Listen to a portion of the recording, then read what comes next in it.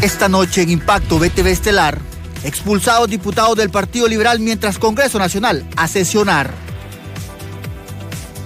Honduras figura entre los países con altos niveles de corrupción. Gobierno responde y cuestiona que informe es sesgado.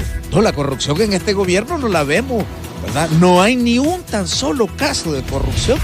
Y Vanessa Orellana se convirtió en la feliz ganadora de la refrigeradora por parte de Grupo BTV. Ya era el noticiero el que me lo tenía que dar. Esto es Impacto BTV Estelar, el poder de la noticia.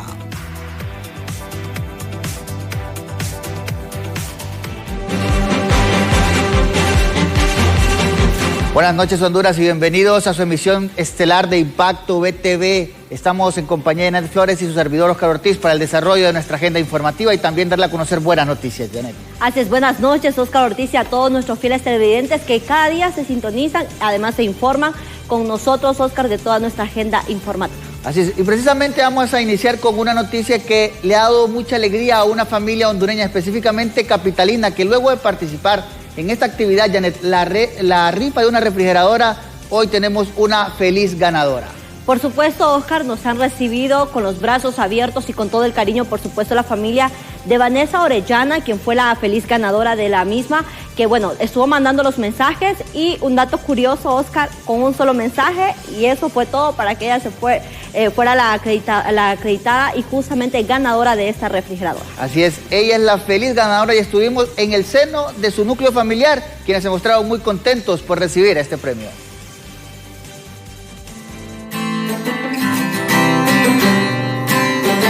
La fe no hace que las cosas sean fáciles, pero sí posibles para todo aquel que cree. Y para reafirmar esta frase, llegamos hasta la casa de Vanessa Orellana en Tegucigalpa, una televidente del Grupo BTV, a quien encontramos con una gran sonrisa en su rostro, reflejo de la felicidad, esperándonos para recibirnos con mucho cariño, ya que no íbamos solos. También llegamos con un premio, la refrigeradora que se ganó con enviar tan solo un mensaje, el mensaje de la fe, lleno de convicción. Y me desperté y le comenté a la niña, mira que me están llamando, no sé de quién es este número, pero voy a contestar. Y era la llamada, era para mí. Me dice, se ganó una refrigeradora. No le digo, no le creo. Sí, de verdad, me dice, sintonícenos. Y yo encendí el televisor y ya estaba mi nombre ahí. Quedé pero asombrada, no tenía palabras, la verdad. Y siempre que dicen algo, le digo a mi mami, vamos a participar a ver qué tal, pero nada, pero mire, ya era el noticiero el que me lo tenía que dar. Lo bonito también es que la felicidad tiene un efecto dominó que contagia de igual manera a quienes tenemos cerca y comparten nuestra alegría, tal como lo hace doña Ada por su hija. Pues le digo yo, Dios nos va a bendecir, vas a ver este año. Y mire, ya empezamos con pie derecho. Los hijos son los hijos y si ellos están felices, yo también estoy feliz. Estamos contentos porque nosotros miramos el noticiero de ustedes dos. Y porque ya después miramos las novelas, ¿va? Las dos turcas que dan después. Vanessa, por supuesto, no pudo evitar abrir su premio.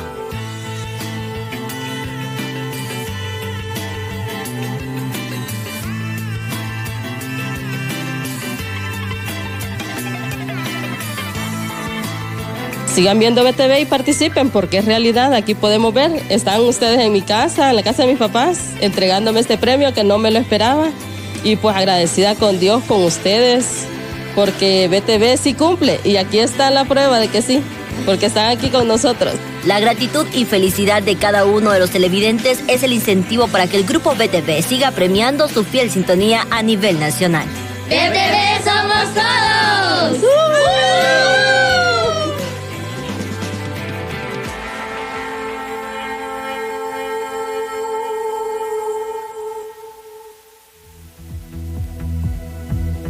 Y bien, felicidades nuevamente a Vanessa y gracias por habernos recibido en su casa. Gracias también a todos los televidentes por haber sido parte de esta rifa y donde participaron pues muchos de ellos. Ahora bien, cambiamos de tema porque justamente ya el Congreso Nacional tiene agenda. Este día han sido convocados los diputados. José Luis Castellanos a esta hora ya con toda la información con usted. Buenas noches. Así es, licenciada Janet Flores. Muy buenas noches a los televidentes que nos sintonizan a esta hora. Efectivamente, segunda sesión ordinaria de esta tercera legislatura aquí en el Congreso Nacional. Se había convocado para las 3 de la tarde. A eso de las 5:10 dio inicio a esta sesión. En una sesión que no se tenía muy clara lo que era la agenda, qué temas iban a tratar, cuál iban a ser los proyectos de ley que se iban a estar presentando. Ya a esta hora de la noche ha sido diferentes puntos que se han tratado, pero en específico 2 de ellos. Se encuentra aquí en esta Cámara Legislativa la Secretaria de Salud y de igual manera los comisionados presidentes del Registro Nacional de las Personas. ¿Con qué finalidad?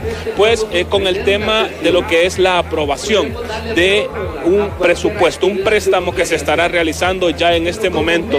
Diferentes congresistas están dando la palabra precisamente por eso, previo a lo que es el tema ya de la votación para poder aprobar un presupuesto de $150 millones para la red hospitalaria del país. Este ha sido el principal punto que se ha tocado, ya que anteriormente que entráramos a este tema aquí por parte de los congresistas, sí hubo una intervención por parte del diputado Mario Segura, donde dio a conocer precisamente los temas que habían quedado en agenda, donde presentó el proyecto de ley en el tema de la amnistía migratoria, la amnistía del Seguro Social y la amnistía tributaria municipal.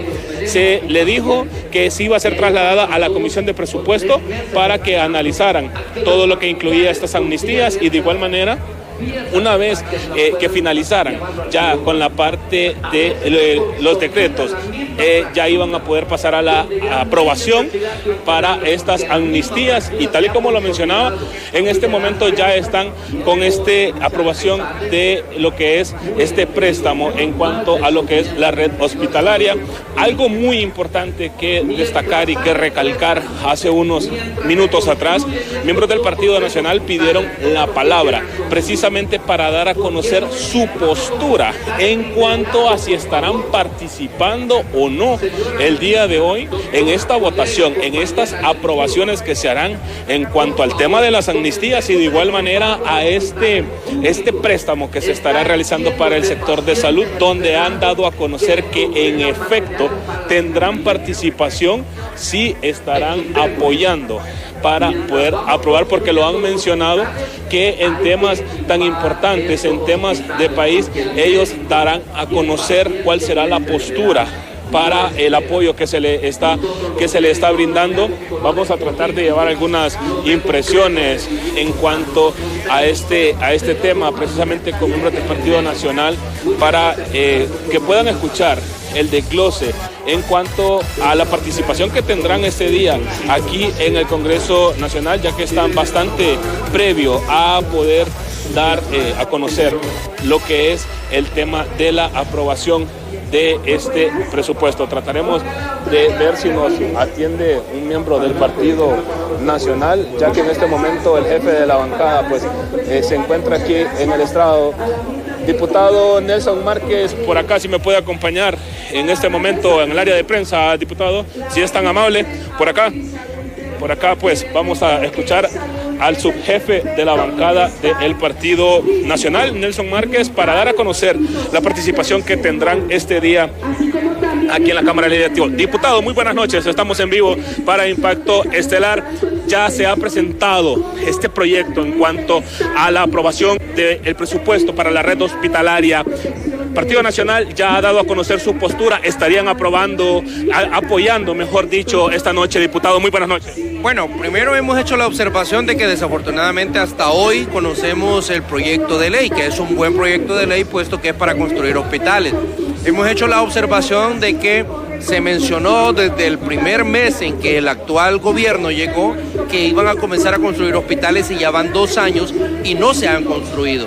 Recordar también que el Reino de España había ofrecido, el gobierno de España había ofrecido el financiar la construcción de varios hospitales en nuestro país y el actual gobierno por alguna razón rechazó esos recursos solo porque el gobierno anterior los había conseguido. Entonces eso es incorrecto porque eso retrasó ese proyecto. Hoy son $150 millones, ¿verdad? Es un monto bastante alto para varios hospitales del país. Obviamente no podemos oponernos, pero sí hemos hecho la observación que vamos a estar permanentemente expectantes para poder asegurar de informarle al pueblo hondureño qué rumbo ha tomado este préstamo, porque el pueblo hondureño lo va a tener que pagar en un largo plazo, más allá de que los intereses sean bajos, pero es un proyecto que se tiene que comenzar a ejecutar de inmediato. Se nos ha dicho que incluso las licitaciones ya están adelantadas, significa que para finales del 2024 ya deberían estar estos hospitales funcionando. Algo muy importante, bueno, ya dieron a conocer su postura, diputado, pero también está por otra parte lo que es el tema de las amnistías. ¿En esta también tendrán algún tipo de participación ustedes?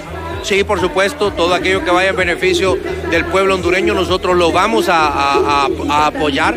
Obviamente hoy hay que pedir cuentas aquí. ¿Por qué? Porque hay temas que son de carácter urgente para nuestro país. Es la primera vez que Honduras aparece en un podio en el que no quisiéramos estar jamás. Es en un podio de deshonor, porque Honduras está entre los 3 países de Latinoamérica en donde la corrupción fue más grave en el 2023.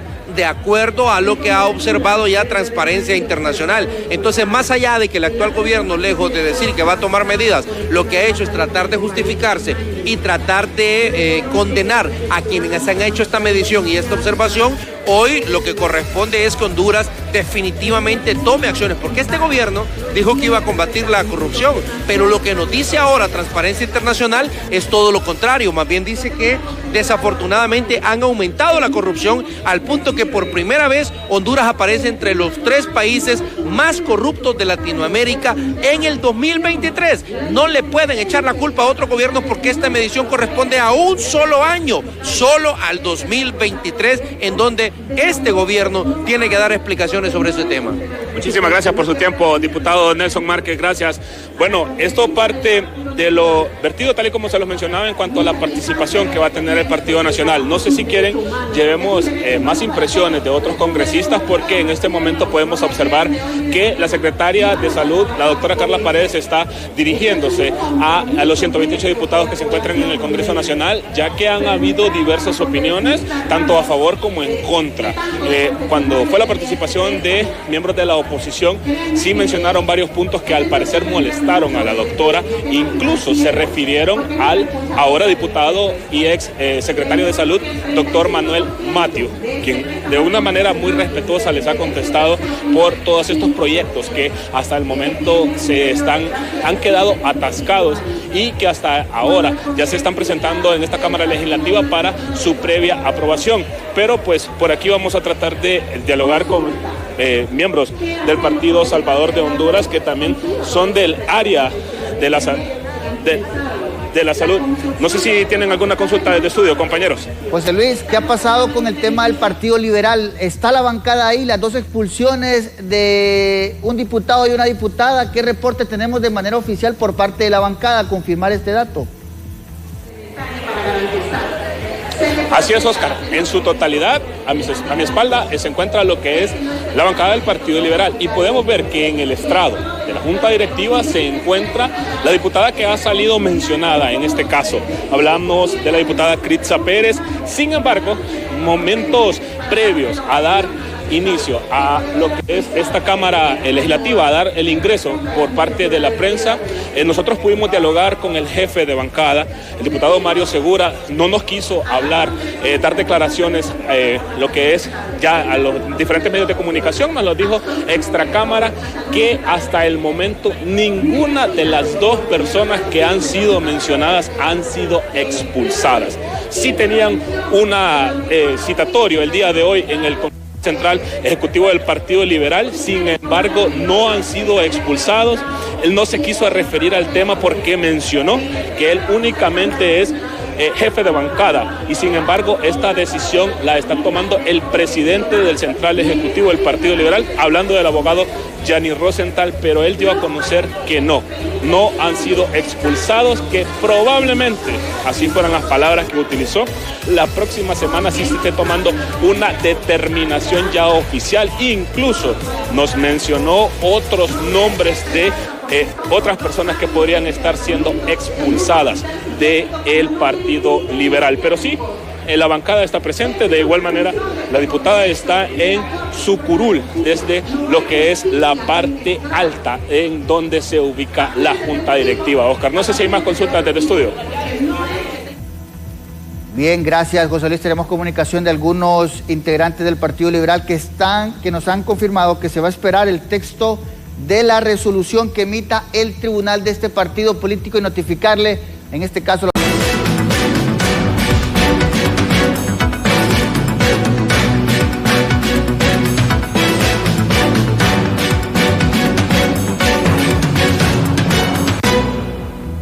Gracias por continuar con Impacto BTV Estelar. Existe un peligroso o un peligro ya silencioso en la Tierra y hablamos justamente del dióxido de carbono y el impacto de sus emisiones. Veamos la siguiente nota.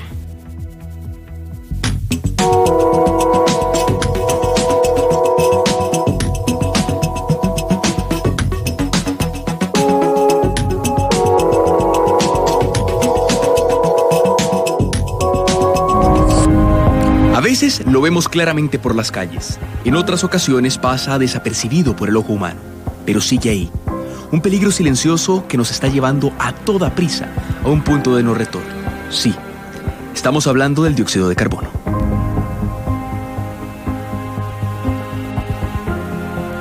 En 2023 se rompió el récord de emisiones de CO2 según los cálculos de Carbon Brief.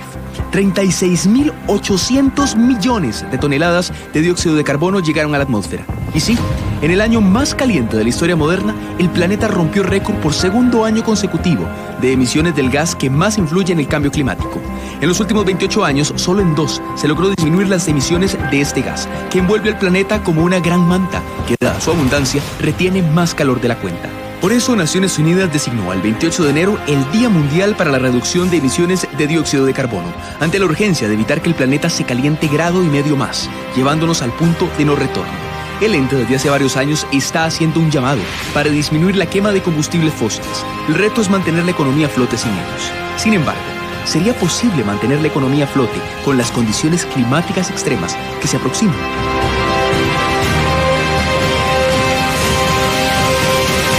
Según la CEPAL, América Latina produce menos del 10% del CO2 mundial, pero reducir aún más esa cifra convertiría a la región en un referente global. Costa Rica y Paraguay son ejemplos regionales en producción de energía limpia. La energía verde es la clave para reducir la emisión de CO2.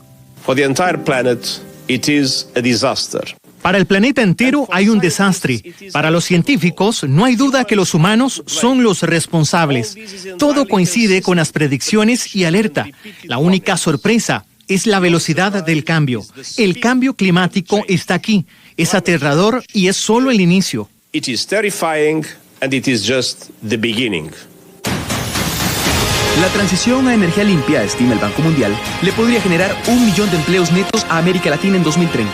Chile y Uruguay avanzan a paso firme. Por ejemplo, entre ambos países ya han incorporado casi 2.900 autobuses eléctricos, fomentando también el uso de transporte público. El aire es irrespirable, el calor insoportable y las ganancias por combustibles fósiles e inacción climática es inaceptable. Los líderes tienen que liderar. No más dudas, no más excusas, no más esperar a que los demás actúen primero. Simplemente no hay más tiempo para eso. El Banco Mundial advierte que la transición energética crea ganadores y perdedores. Por ejemplo, puestos de trabajo que quedarán obsoletos o costos muy altos de asumir para los sectores sociales más desfavorecidos. El proceso debe ser estratégico, planeado y paulatino. El calor ha avanzado rápidamente.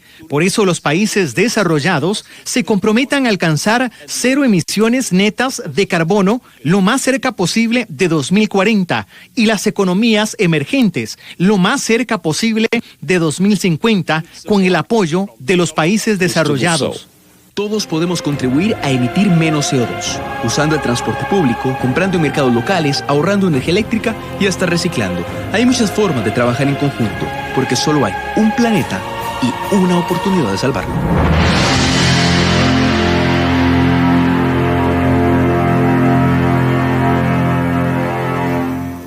Según un estudio de percepción realizado por la ASJ, Honduras se está ubicando por tercer año consecutivo en los primeros lugares de los países más corruptos de Centroamérica. mientras el oficialismo asegura estar combatiendo la corrupción. Asimismo, señalan que en la actual administración no hay ni un tan solo acto de corrupción. Transparencia Internacional reveló que Honduras no ha conseguido progresar en la lucha contra la corrupción. Por tercer año consecutivo, mantiene una puntuación constante de 23 puntos, siendo el segundo país más corrupto de Centroamérica. Honduras ha obtenido una calificación de 23 puntos sobre 100 en ese índice de percepción de la corrupción, y a partir de ahí, pues, podemos reflejar o podemos manifestar que esa puntuación más cercana a 100 es el país más transparente, esa puntuación más cercana a 1, pues el país más corrupto, en donde Honduras, pues evidentemente con esos 23 puntos está más cerca de los países que se consideran menos transparentes y más corruptos que llegar a ser un país considerado transparente y que está combatiendo integralmente la corrupción. Ya 2021, 2022 y 2023 nos mantenemos con esa misma puntuación, esos 23 puntos, en donde no vemos un compromiso real, una voluntad política real y esa perspectiva integral, ¿no?, al momento de poder generar algún tipo de cambio desde la parte gubernamental para combatir estos altos niveles de corrupción. Por su parte, diputados del oficialismo aseguran que la actual administración está combatiendo la corrupción, ya que hasta la fecha no tienen registro de un tan solo caso de esta índole. ¿Ha aumentado la corrupción ya para finalizar? No, la corrupción en este gobierno no la vemos, ¿verdad? No hay ni un tan solo caso de corrupción que se haya denunciado, ¿verdad?, a gran escala en este gobierno. Es más, ¿verdad?, algunos casos que han aparecido, la decisión ha sido separar a los funcionarios que se ven involucrados en algún caso de este tipo. Y en el Congreso se ha transparentado el uso de los recursos y se han eliminado leyes que favorecen la corrupción. Hay en este momento una voluntad de combatir la corrupción y combatir la impunidad. En Honduras hay corrupción impune, eso sí es cierto, muchísima corrupción impune. Diputados, exministros, funcionarios de todo nivel, policías, militares, involucrados en corrupción. Sin embargo, para otros, ante la incapacidad que muestran las instituciones investigativas del país para impartir justicia, se requiere con urgencia la instalación de una comisión anticorrupción. Necesitamos la CICI porque esto justifica la CICI. 3 años en la misma posición, pero antes era también peor, en donde muestra que los hondureños no somos capaces de solos hacerlo. Necesitamos ayuda internacional y por eso exhortamos para que esas negociaciones puedan iniciar lo más pronto posible y podamos entonces luchar efectivamente con. Y mientras no seamos contundentes en la lucha contra la corrupción, que implica la libertad de prensa, la libertad de asociación, que implica la justicia, que implica reducir la impunidad, que implica todo eso es corrupción, entonces Honduras no va a lograr superar esos indicadores. Por tanto, se insta a tomar medidas para continuar en la lucha de combatir la corrupción y fortalecer las instituciones encargadas de garantizar la justicia y la transparencia en Honduras. Informó para ustedes Daniela Mejía. Y entre otras informaciones, el secretario privado de la presidencia ya ha mencionado que los informes presentados justamente ante la secretaria de Economía de México han sido con el fin de resolver el problema que existe con la restricción del ingreso de camarón hondureño al mercado azteca, pero aún no han tenido ninguna respuesta y de continuar este impasse no descartan poder ya denunciar a este país ante la Organización Mundial del Comercio.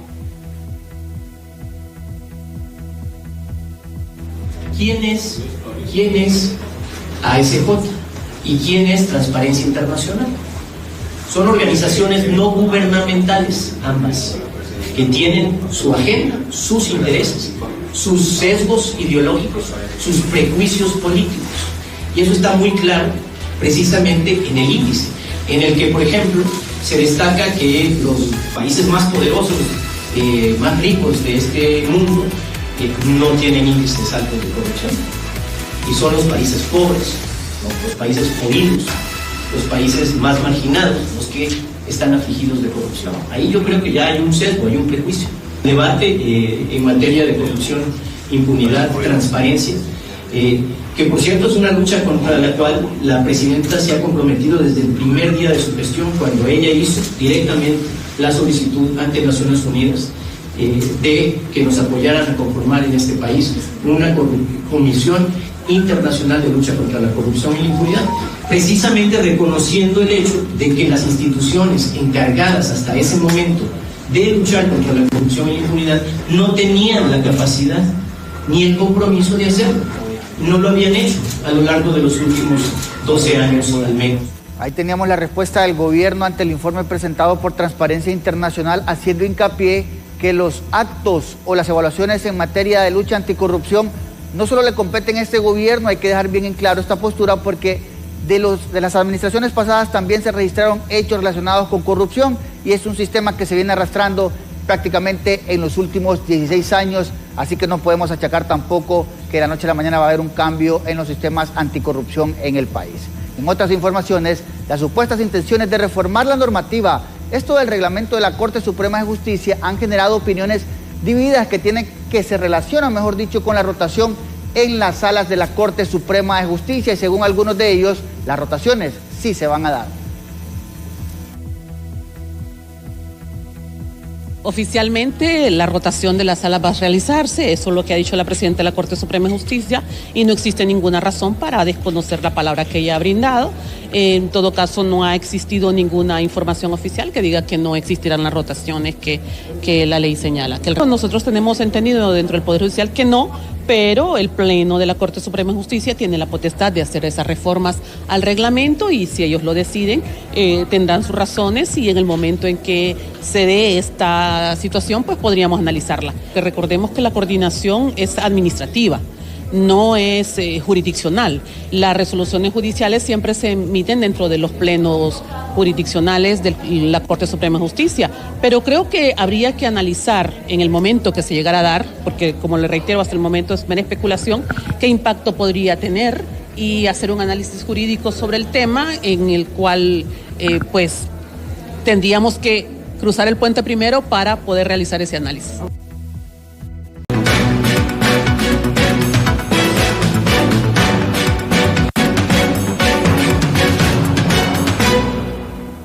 Según informes del Fondo Monetario Internacional, el elevado índice de inflación que enfrentó la economía a causa del COVID o el producto de la pandemia del COVID-19 y la guerra entre Rusia y Ucrania ya ha dejado de ser un problema, especialmente en países en vías de desarrollo económico como Honduras.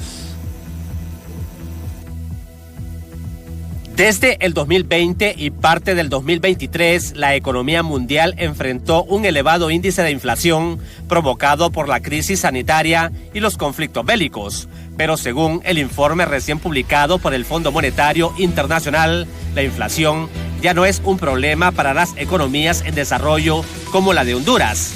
Los economistas comparten este informe y son del criterio que ahora el reto para el país es lograr un mayor crecimiento económico.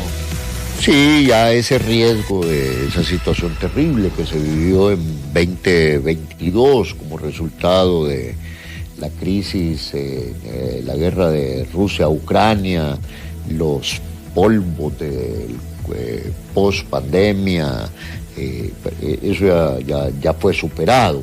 Pero obviamente siempre hay que manejar con cautela la política económica, tanto la política fiscal como la política monetaria. Me parece a mí que el tema de una baja inflación es y debería de ser siempre un objetivo de todos los gobiernos.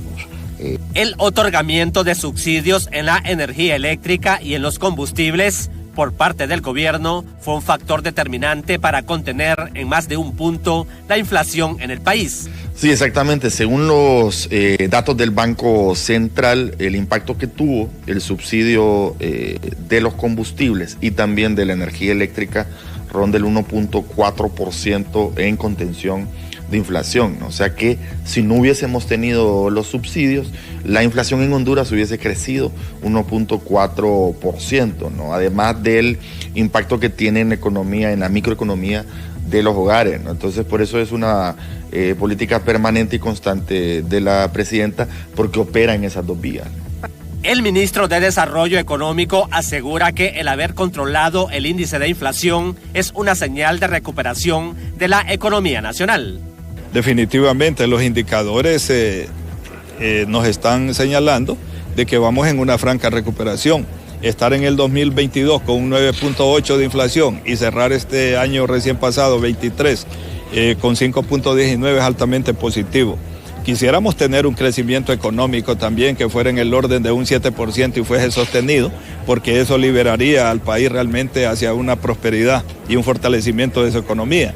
Pero cuando logramos por lo menos el 3.5 en promedio y estamos en una sexta posición en América Latina, significa que algo estamos haciendo bien y que el pueblo hondureño sigue luchando por salir adelante. Los economistas aseguran que el reto que tiene ahora el gobierno es tomar medidas de política económica para poder minimizar el impacto de la desaceleración económica que está enfrentando la economía mundial, principalmente la de los Estados Unidos, que es el principal socio comercial de Honduras. Y como les comunicábamos anteriormente, ya existen diálogos entre las autoridades de México y también Honduras, ya que si el país azteca no permite el ingreso del camarón, podría ser demandado. No, lo que queremos resolver es el gran tema, que estamos en este momento haciéndolo conjuntamente con Cancillería, y hace unos minutos hablé con la Asociación de los Productores de Camarón, y ellos inclusive ya contrataron un abogado en México, porque el tema es de orden particular y privado, y ellos van a iniciar la gestión de presentar la oposición al incidente que presentaron mediante un recurso de amparo los productores de camarón en México para que se vuelva a liberar la frontera.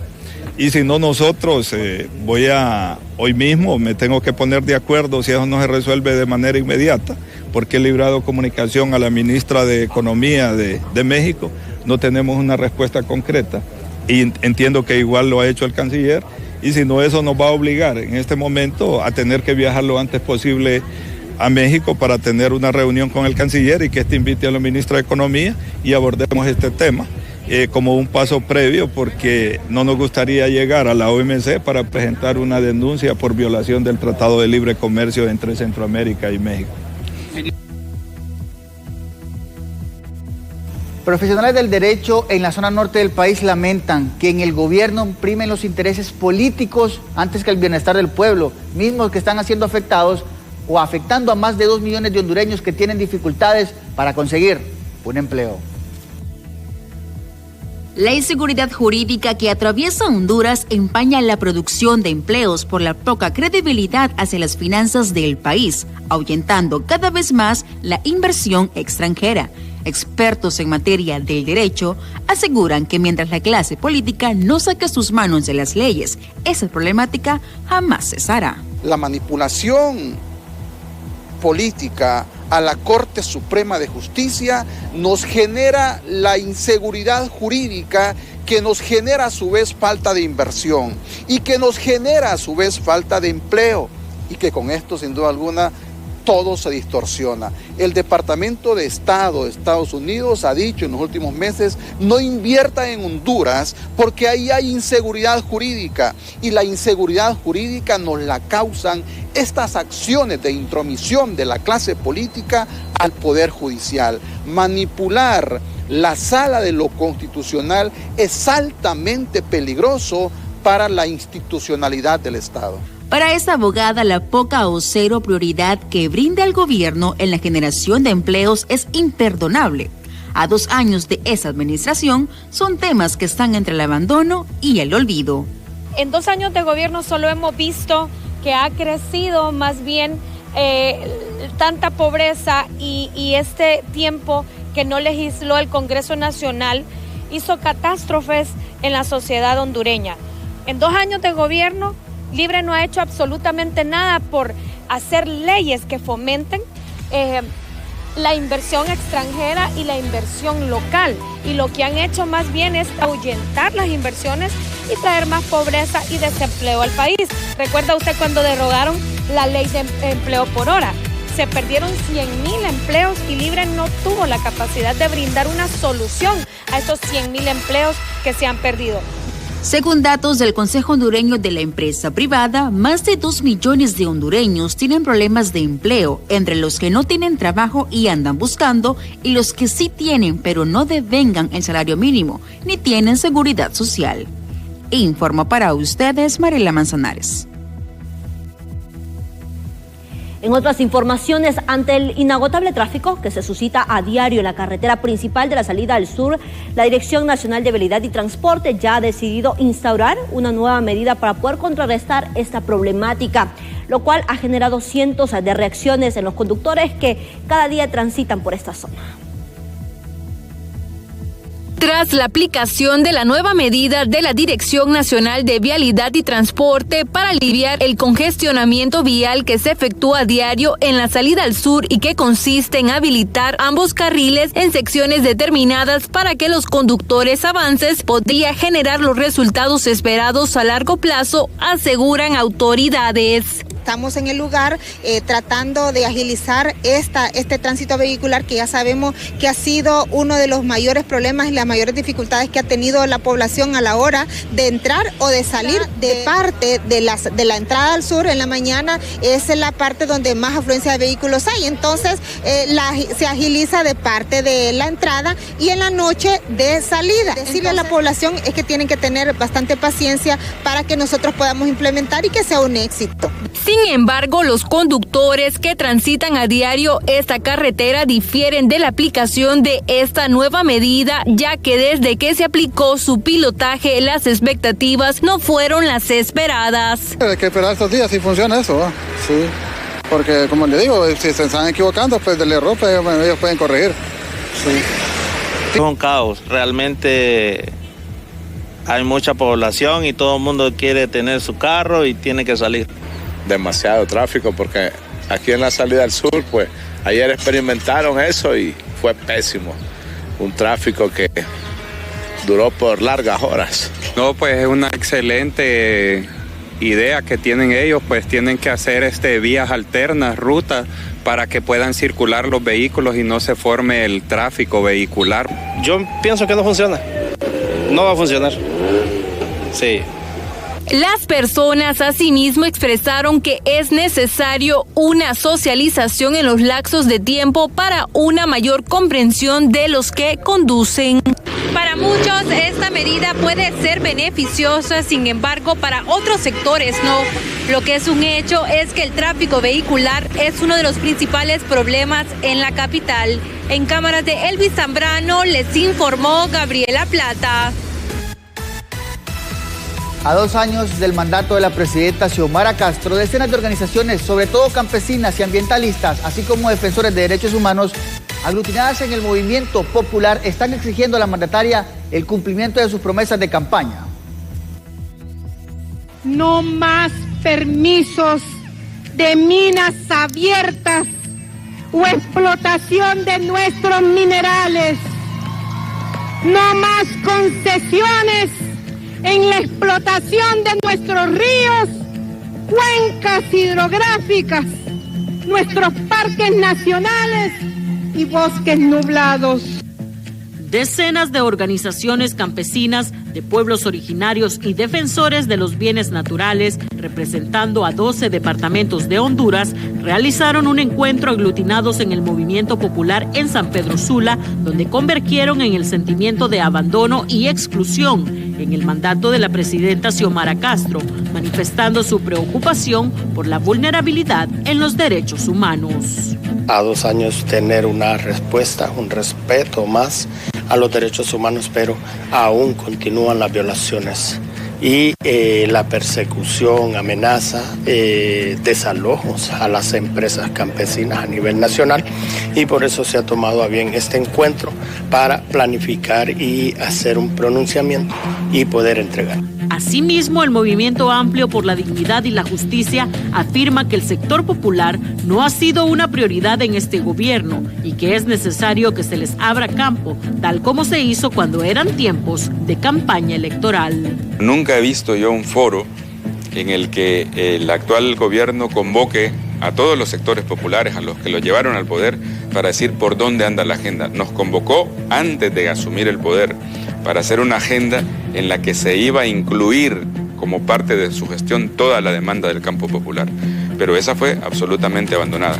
Entonces, mientras no se vuelva concretamente, honestamente, al campo popular y sigan en este cálculo electoral de asegurarse el gobierno en las próximas contiendas, el desgaste va a ser mayor para esta administración y las consecuencias para el pueblo van a ser desfavorables, porque eso es una condición de posibilidad para que los sectores más conservadores de este país se presenten como alternativa, que no lo son ni lo serán nunca. Entre las valoraciones que realizaron las más de 30 organizaciones aglutinadas se encuentra la continuidad de los desalojos, del extractivismo y el irrespeto a los derechos humanos. Creemos que hay avances formales, sin embargo, en la práctica de la vida diaria de las personas, los cambios todavía son imperceptibles. O sea, nosotros sabemos, es un avance, digamos, tener reformas institucionales, regresar empresas a manos públicas. Sin embargo, ¿eso qué ha significado para las comunidades? Finalmente, el encuentro del Movimiento Popular dirigió una extensa carta a la mandataria con la esperanza de ser escuchados y que en el resto de la administración puedan existir cambios notorios en los conflictos que aquejan a este sector poblacional. Con imágenes de Rigoberto Escobar, les informó Cintia López.